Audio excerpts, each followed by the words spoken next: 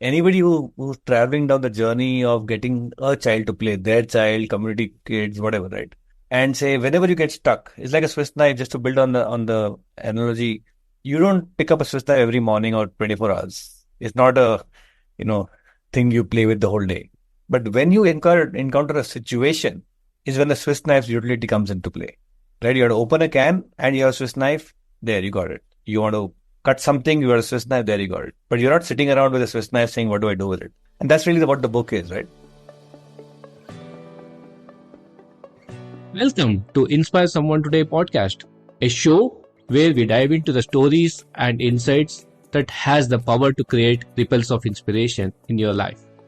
I'm your host Srikanth, and I'm thrilled to be with you on this journey of inspiration.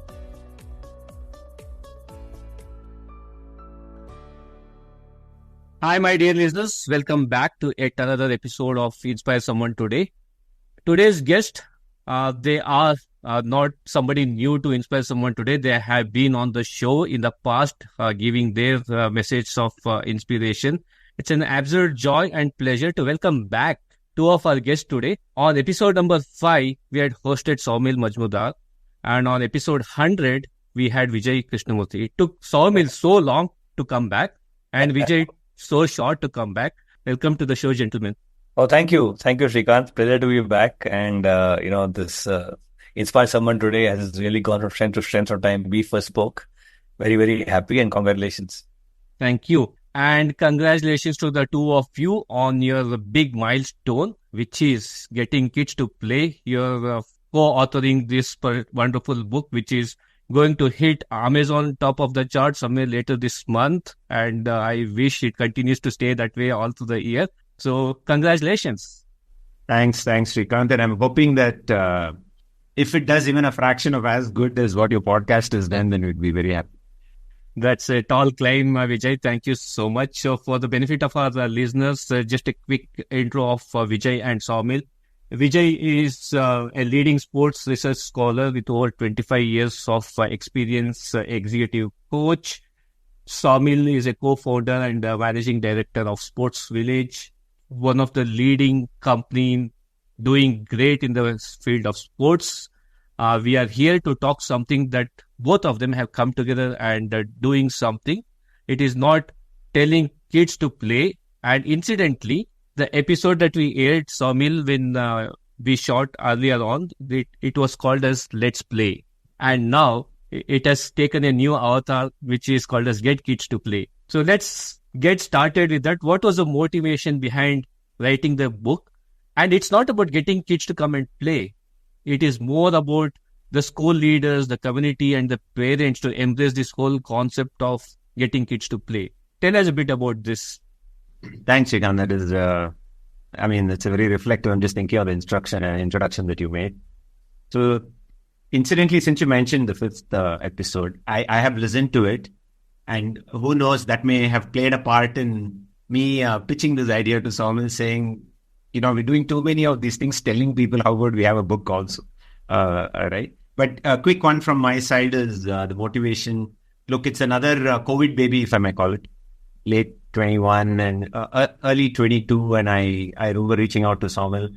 Also, there's one thing, deep in the middle of my doctoral study at that time, University of Mysore. Actually, I was in chapter 2, literature review of that, and I was like reading, because policy implementation was one of my thesis topics. And long story short is, I used to keep reading. My prof used to say, one research paper a day is your goal and all that. If you're cooked up inside one research paper a day. And I'm not able to find Indian stuff at all. Keep reading all the global material. And you're thinking such a commonsensical thing. You want just neighborhood kids to play, and why isn't you're reading stuff in Western Europe and Australia and US? And so that was one seed of thought, right, to get things going. Second, of course, I knew Saumil from a very long time. If I had to really reach out to anybody in the industry, it was probably first Saumil. And, I can't thank him enough for, he was like quick to chalo and, get going and get the idea. And so there was no resistance. So to summarize, I think one was what was going through me, that we had to put something out. But I needed to find a person who's on the ground, like a practitioner. So if I have more of the research background, I felt like the current implementation, Saumil is the best partner for me. So that's my side of the story. And Saumil, your side of the story? So, it's been 20 years that I've been trying to get kids to play. And first of all, I always felt it a bit arrogant to say that I can write a book which else will read. I felt it. I felt that, it was almost self-indulgent, if not arrogant, saying, what do you have to say that other people want to read, right? And I think that's where the nudge from Vijay was useful to say, hey, maybe there is something. He talked about the research he's doing and so on. And I said, look, I'm happy to work, but I'm running a business full time. So there is only so much I can afford to give as time. And he was kind enough to say, yeah, don't worry, we'll kind of tango this as well. So I think the work was already happening. I did not feel that there's a value to an outside world for kind of precipitating the work we have done into a book. But there was a catalyst called Vijay who reached out and, hey, here we are 2 years later. And to complete this point, I think the reason I said yes, as he very kindly put it, was anything that I felt could help get more kids to play, I'm happy to spend time on. And even if that goes against my inner thing of just staying quiet and doing my work in a corner. As Subrata Bakshi put it in one of the early interviews when he wrote a book, he said, writing a book is like walking around naked. You're kind of exposing yourself to the world, saying, this is who I am, this is what I believe in. And, it's a very stark experience. And it's a nice concatenation, research-backed and practical advice, both coming together in the making of this book. And what is this book all about? You mentioned about getting kids to play, but it's not going to the apartment complexes, going to the schools and getting kids to come out. It's slightly different than that. What is it all about? On the previous one, I still have an interesting one too on the motivation before I get to this. I remember Saumil's one line. I don't know if he remembers it now or not. So we were discussing and we thought we have traveled a little bit on the content of the book. And then he's saying, you know what? If the world is better off without this book getting published, then we don't need to write the book.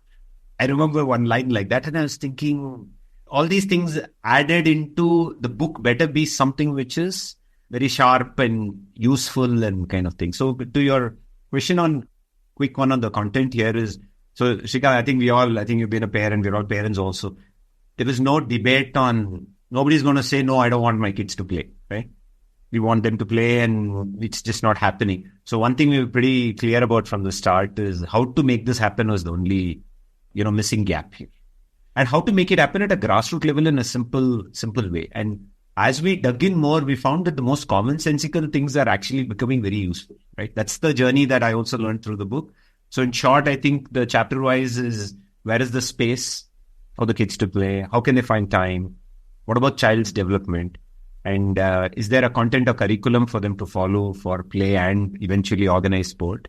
And finally, who's the facilitator? The chapter 5 is, kids themselves playing versus PE teachers, coaches, and parents kind of thing as facilitator. So that in a nutshell is like 5 different things. And Saumil used to always remind me that it should be like a Swiss knife.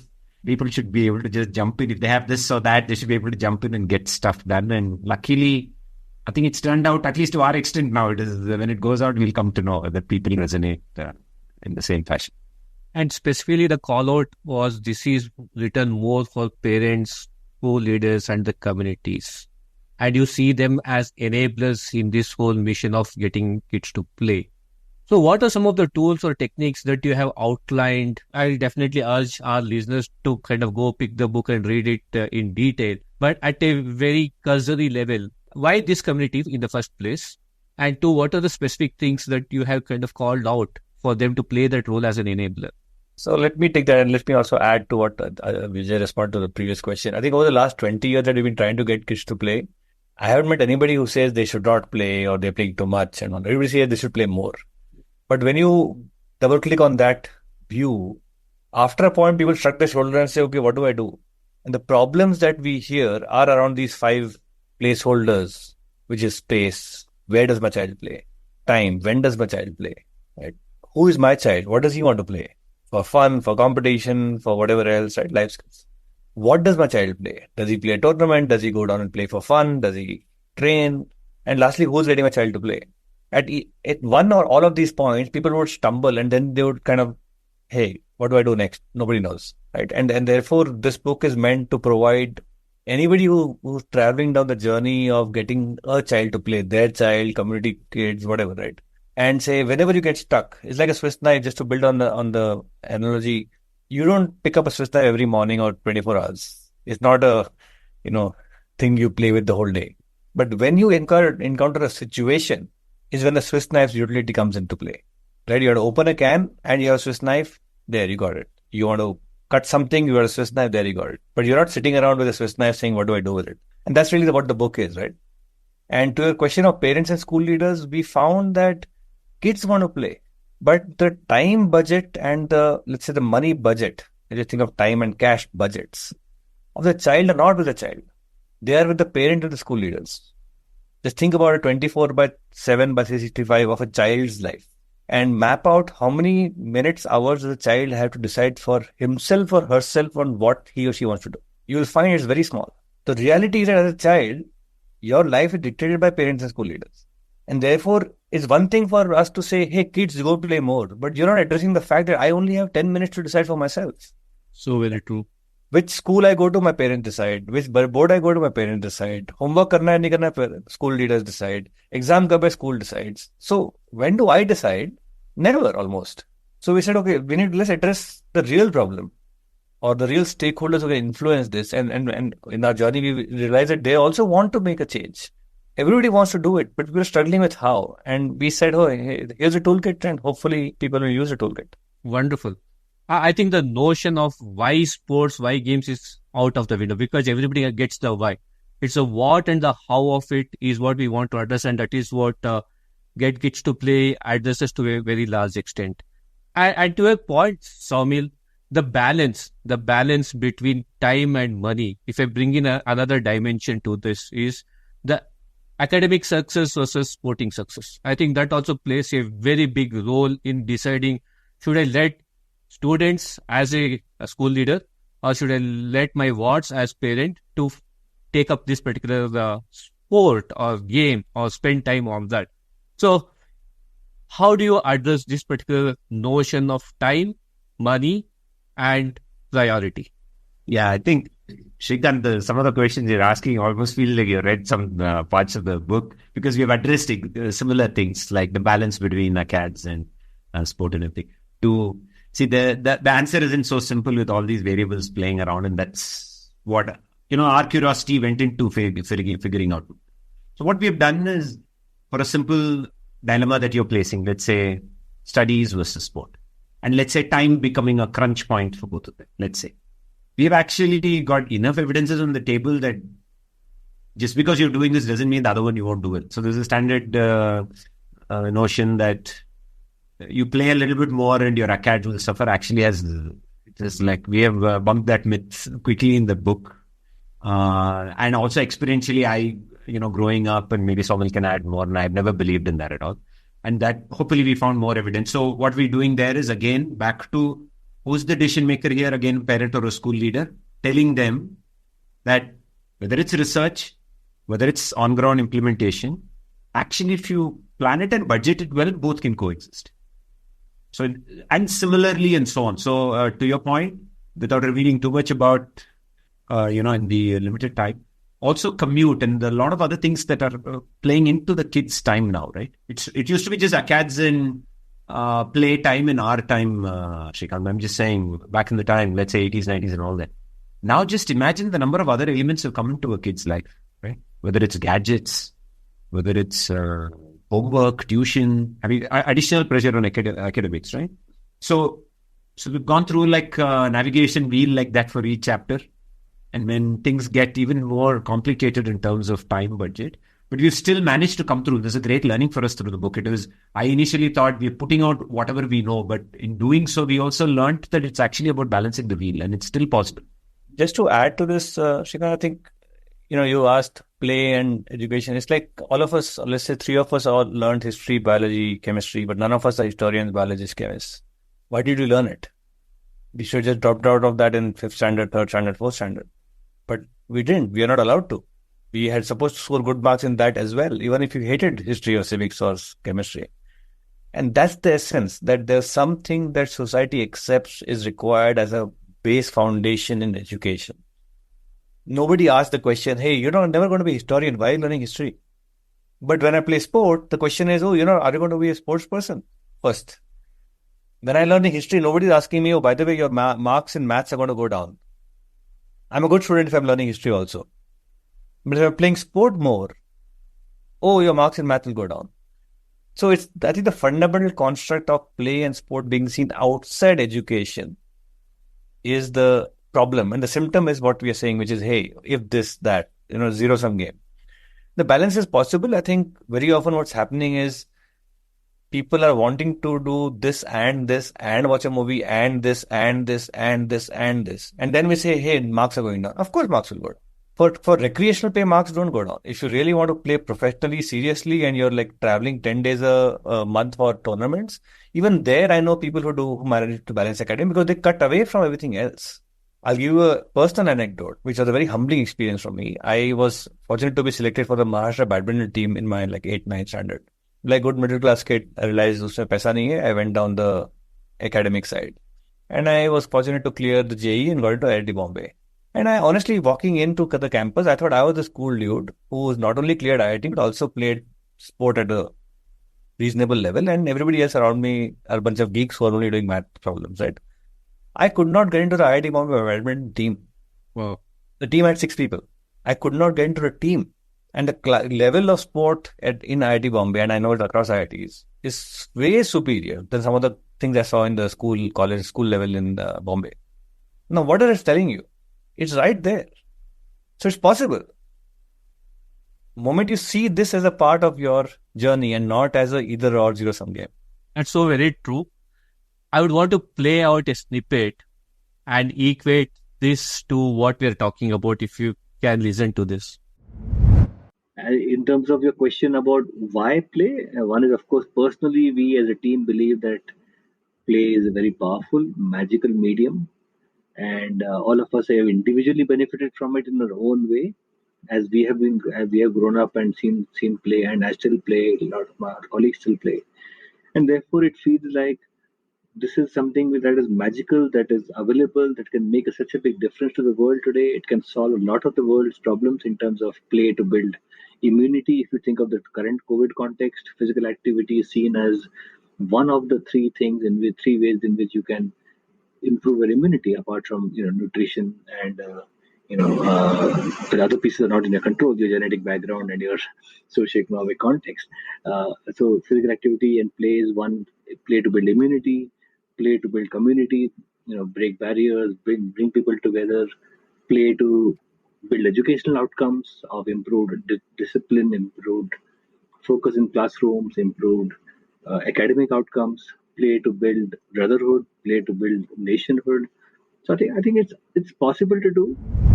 So basically this goes back the flashback episode, Saumil, that we shot many moons back. The whole notion of play was just not play. It was about team building. It was about discipline. It was about having those negotiation skills. It was about how do you take failures and success. And that is what we don't necessarily equate sports with. We say that, okay, if it is not a career in science, math or history, then it has to be a career in sports, but not bringing in that element of sports can be lot more than just it's career building and character building. That's what I just wanted to kind of bring from that particular episode. Nice. So glad you picked that up. Yeah. And you see, nobody's asking why is homework expanding? Why is curriculum expanding? We are asking why is the playtime expanding? It's not expanding, it's shrinking. I think we need to reverse the gaze to the rest of the content that a child is spending time on, non-play content, and renegotiate that. We'll move to the other segment of this conversation, which is about you as authors, first-time authors. What was the challenge of coming together in creating a concept like this? A great question. And if I may answer first, I've been telling this to Saumil and a few other people in the industry or even in academia that writing the book Kids to Play is far easier than actually getting or publishing the book. So if I think of my second book, it's probably how I published the first book. There's more stories. So, Chikant, so that's, from an author standpoint, it's, if anyone's listening, or maybe hopefully to your listeners who are first-time authors, I think the other ones would obviously know would-be first-time authors, if I may call it. I only thought here is I went in thinking writing was the only thing, right? But then publishing and then the reader in mind.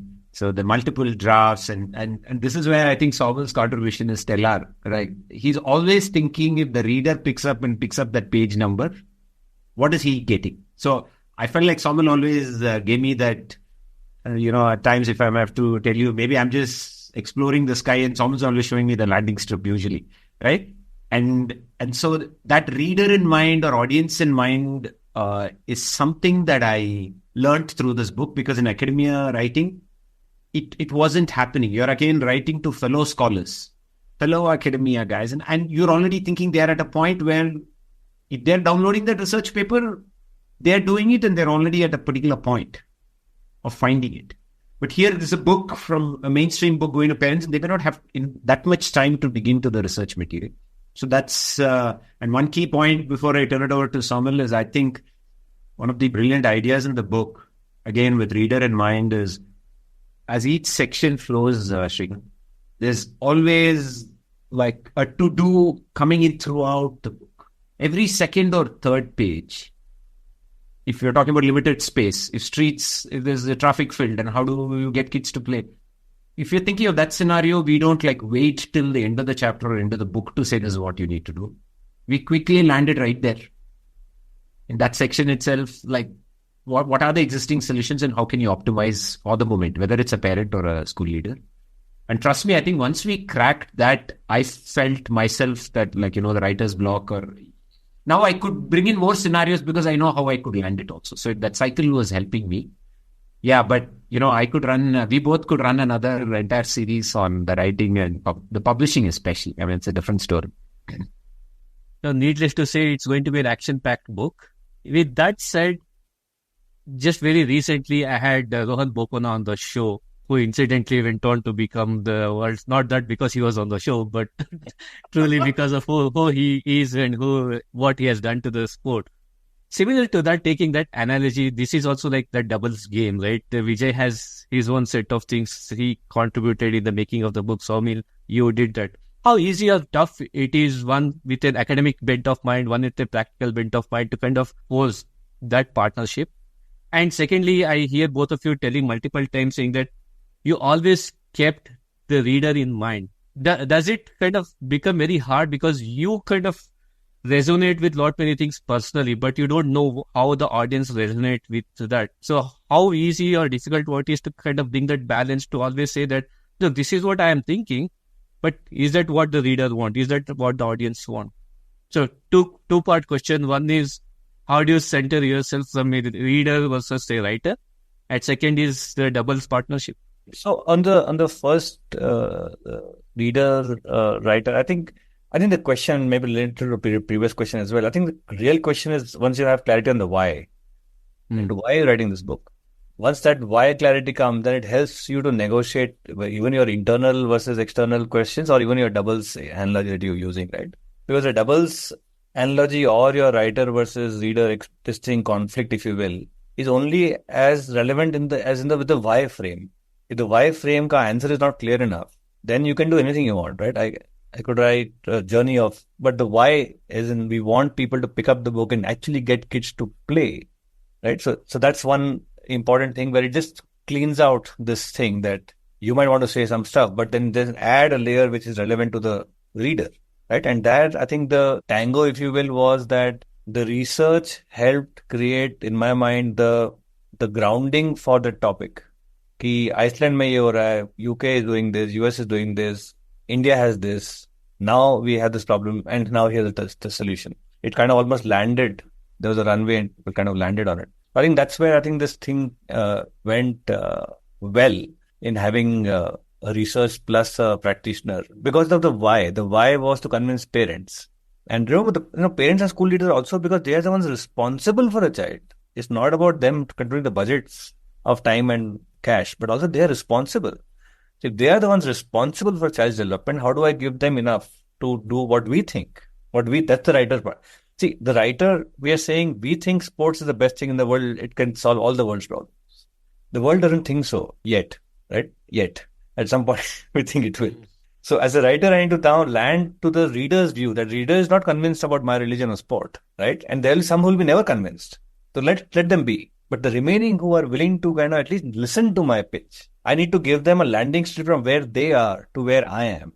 And that's where I think research gives a landing strip. And once you landed, they're like, okay, so now I've landed. What do I do? Here's a toolkit. Because you can land everybody and then have nothing to do. Then people are like, hey, what's going on? Right? So I think that balance of intellectual connection to the topic and why this should work, why this should happen, to actual hands-on, hey, if you want to do it, here's something you can do. Vijay? Beautiful. Yeah, very well put. And, I'm a tennis guy, so I'm thinking since you asked double, so I always felt like I was starting the point. Maybe I was just serving it out and Saumil was at the net and he was finishing it always well, right? So that is each section ending. The other thing here, Shrikant, is as we speak in this conversation, I'm thinking, look, finally it's about plays and action, right? Plays something. So even when we coined a quick one on the title, I remember we went through a bunch of titles and I remember one of them was Play Nation, like, equivalent to Kelo India, all kinds of things. And finally it was about putting who's the person here, the child, the kid, and what do they need to do? It's like, more than an hour the verb to actually do something, right?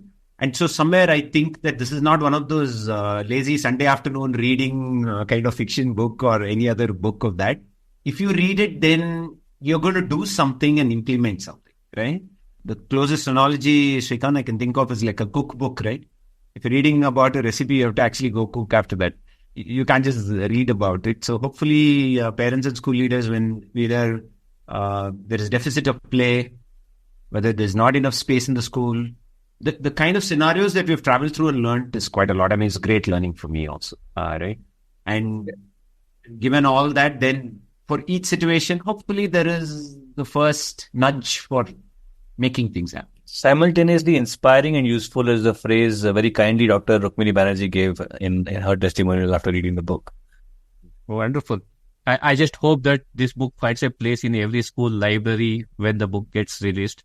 Slightly getting both of you to focus on your new titles, new roles, which is of authors. If you were to share tidbits for any upcoming authors or for anybody thinking about authoring a book, what are the 3 pieces of advice that you would give? I think the first, and this is very often said but not followed well, is to write, you got to read a lot. And I think it is just, people just think that, okay, I'll start writing. I can't help but think of what my professor taught me on this. He used to say, if you read 10,000 words content, if you have to write it in your own words, take a stance about it, the max you could do is 100 original words. Wow. Which also sometimes really challenged me, thinking then if I have to write a book which is 30, 40,000 words, how much should I read? Right? But that stayed with me always before writing. So in my mind, it's a good question, first of all. I think the why is the most important piece. That's true for anything in life, but I think as an author, definitely the why. And therefore the why leads to who is the reader.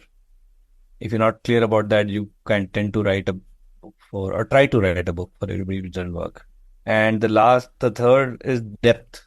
Now, depth, one is from reading, as Vijay rightly said, other is from practicing, third is from failing. So the reader is wanting some depth, I feel, and that beyond some platitudes about, which is kind of superficial, and people want to be left with something strong, something core, which is, I might disagree with it, but at least I understand this is what author is saying. As they say, an IQ, a point of view is worth like 20 IQ points, right? The fact that you have a point of view implies that you kind of consider different aspects and then come to this point of view. I might disagree with it. But the fact that you have a point of view versus saying, hey, here's a landscape and now do what you want, as against the depth to say, this didn't work for me, which is what our book is, right? This worked for us. And lastly, maybe just define success. So let's say a book is a roaring success. Will it achieve what the why was? For us, my definition of success is we want to get 100 million kids to play. If this book can get 1 million kids to play, 1 kid to play, I would actually even say go have a co-author in everything. And the reason I say that is I reflect back and think, had I continued only me writing it and without Saumil, it's almost simple. I don't think the book would have ever finished at all, or it wouldn't have been productized or landed where it is. What's happening? The reason there being, you're writing, you're bouncing off ideas, then you're sharpening it. And so you're saving on that. The drafts are happening between us itself before even it goes to the publisher. right? So whether it's a research paper, case study, even a media article, everything, most of the time I usually co-author because I find that itself is a working thing. But of course, for that, you need to collab with the right person. But it's worth it. The third thing I would add from my side is one thing that we did in the last 2-3 months just before the book launch is we got a lot of people close by to read the book. So that, because the manuscript wasn't fresh anymore to me for my eyes after some time. And when we sent it around to people who were the actual, and we luckily found some good well-wishers who started to read through the sample chapters. One was a new mom, a 1-year-old. Somebody else had a teenage kid. A third one had, someone who's a former athlete or who's been through sporting. All of them gave different types of inputs when they read it, which we eventually integrated it before the final. So that, again, reader in mind was covered through the angle as well. And by the looks of it, you have kind of covered all grounds to make this as a super duper hit. Like you said, the why is very clear. You know the what of it. And to have somebody like Rahul Dravid to do the fourth word itself speaks volumes about what you both bring to the table. So we've been talking a lot about the book, the making of it, the content of it. Just let us know through you to our listeners, when is the book getting released? Where can they go pick up the book? And as something that we want to do from this particular episode, we'll have signed copies from both of you for 5 lucky winners who listen to this episode and spread the good word. So tell us about when, where, and how of the book. So we've registered a website, and the first thing I want to say is the title of the book is the name of the website, getKidsToPlay.com. And it should be available on Amazon, hopefully by max by March first week. And the other quick thing I want to tell you is we know that we have only scratched the surface here.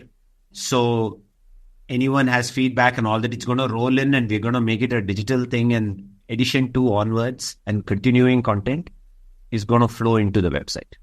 That's wonderful. You always hear about people launching the book and that's about it. Here you're already thinking about version 2 of it with more content getting enabled. No, Srikanth, that's the important point, because when we started down this journey, we realized that there's so many different types of use cases, different types of kids, different types of spaces, different types of content. If, as I say, inshallah, if this works well with the readers, is there a book required for getting girls to play? It requires a depth on just that topic. How do you get special kids to play, right? What about adults? So they're just older kids, all of us are just older kids, right? So there are different segments in that urban, rural, space, time, context, objectives. So what you want to do is to hear back from our readers to say, hey, I read your book here. By the way, your toolkit worked here, it didn't work here. Okay, let's fix the toolkit. And if you have to get 100 million kids to play, I think it has to be a long-running program. Absolutely. Yeah. So this is the power of 3 round. Since we are talking about books, the target audience of your books, the obvious first question is, if the school teachers were superheroes, what 3 superpowers would they need to effectively engage parents? So one is Batman. You have to show up when the bat signal is shown. Second is Spider-Man. You have to catch all the issues being thrown at you at the same time. And lastly is Iceman. You have to stay cool. Wow. Wonderful.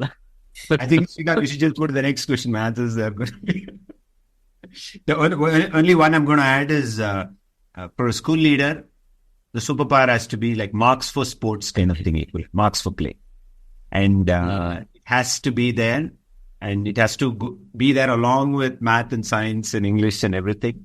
And more than a superpower, my wish as a parent, I'm thinking of another point is, in a parent-teacher meeting, why am I seeing only the core subjects and I'm not seeing the physical education person? Right there, saying your child, whether it's slightly overweight or hand-eye coordination is off, whatever may be the technical aspects, just like we go to the extent of an English correcting language and saying this and doing that, why isn't that person part of the panel? So if I was running a school, I would say first is have the PE teacher sit on the table, or give marks for additional playtime. Great. So this is a fun one. If this book were to have a soundtrack, how would you equate this to? What 3 catchy songs would you equate this to? So Madagascar has this, I want to move it.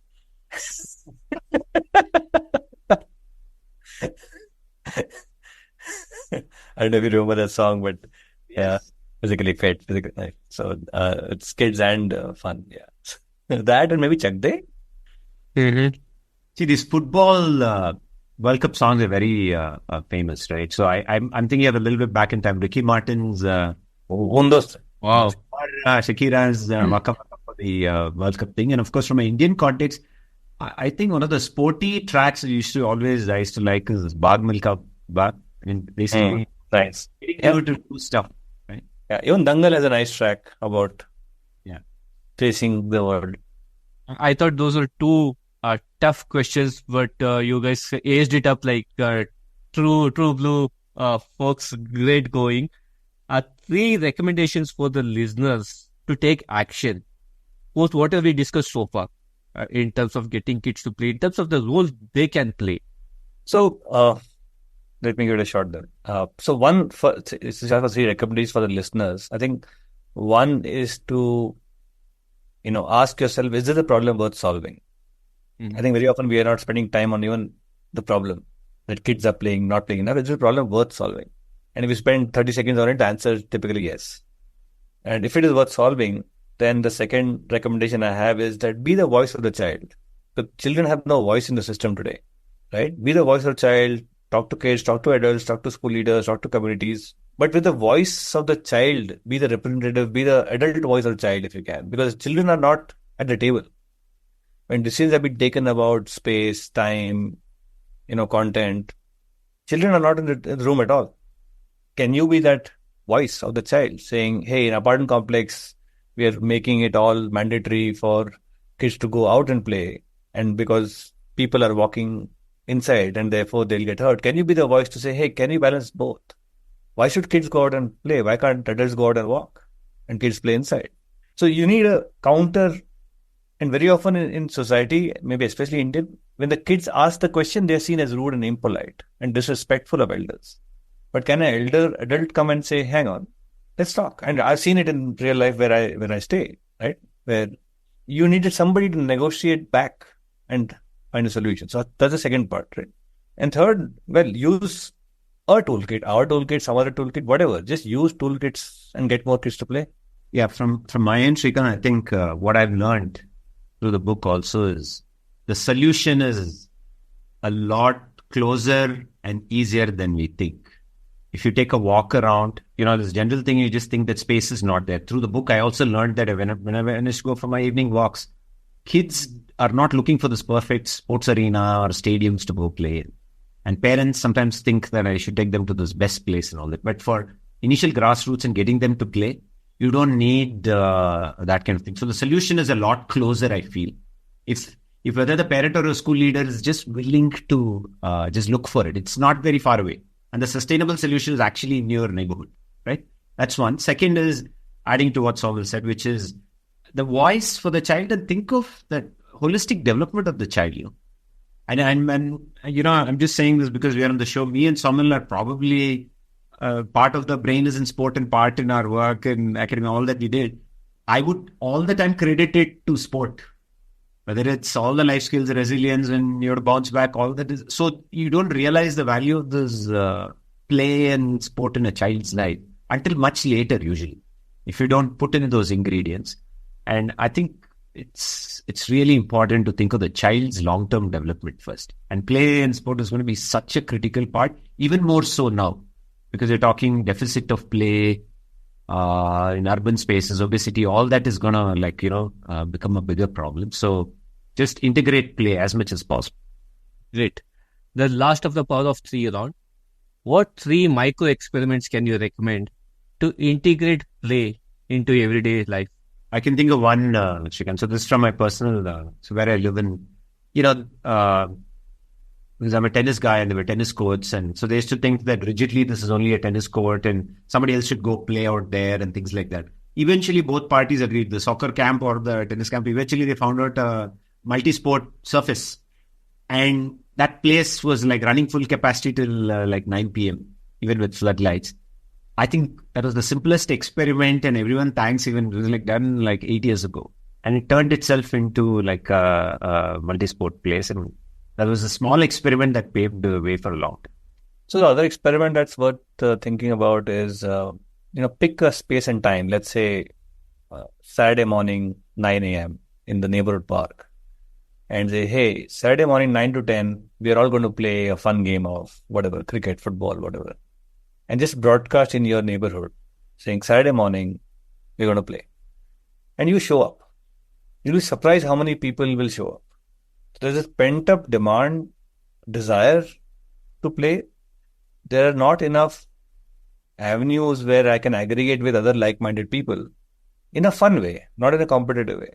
And I think there is, especially after COVID even more, there is this desire to find ways to engage with the community. So what it requires is a catalyst, and you can be a catalyst. Just say, hey, with WhatsApp and everything else, it's very easy to broadcast saying, hey, third block, so-and-so place, Saturday morning, 8 to 9, we're going to play, have a fun game of football or basketball or cricket or whatever. And just do it for 2-3 weeks. It's amazing how people come out of the woodwork. And very unexpected people come out of the woodwork. The other one I would like to add, similar, which I found out, Shrikant, is, as Saumil was speaking, I realized is there was only a small place to walk around in the apartment complex. And just always be this complaints by adults that, children are cycling zigzag and they're coming across and all that, senior citizens. All that it took was the educated people. And I remember saying, okay, just if it is 6 feet width, can we just put a paint saying within that 2 feet only you have to cycle? Okay. The fun fact here is then the kids started cycling and now they have this license to zip through because they're in their lane and they're doing it, right? The funniest thing is 6 months later, I saw adults cycling, which they were one of the first few guys who resisted the paint itself, but then they found that it's working. So nice. Like you said, Vijay, the solutions, so many times we think that it is far off, but it is just around the corner. You just have to kind of keep looking at it. Wonderful. This has been great conversation. Once again, wishing you both good luck on the launch of your book and it achieving its success, it achieving its goal of spreading the message around getting kids to play. Before we sign off, this show is all about creating ripples of inspiration. What's your Inspire Someone Today message to all the listeners? It's a game. Play, have fun. For me, it would be, as they say, it takes a village to raise a kid or things like that. So it's going to take the same. It's going to take a community to get kids to play. So just get on it and make it happen. Yep. It takes a community to raise a child. Play your part. Play your part in making the community what we all want it to be. A playing nation. It is not about this medal winning nation. That is an outcome. But if we can turn ourselves to be a playing nation, I think we'll make great strides in the years ahead. Yes. Gentlemen, thank you so much for showing up and sharing your journey, sharing your experience and making this wonderful book for all of us. Thank you so much. Thank you, Shrikant, for having us. Thank you for joining us on this episode of Inspire Someone Today. This is Shrikant, your host, signing off. Until next time, continue to carry the ripples of inspiration. Stay inspired, keep spreading the light.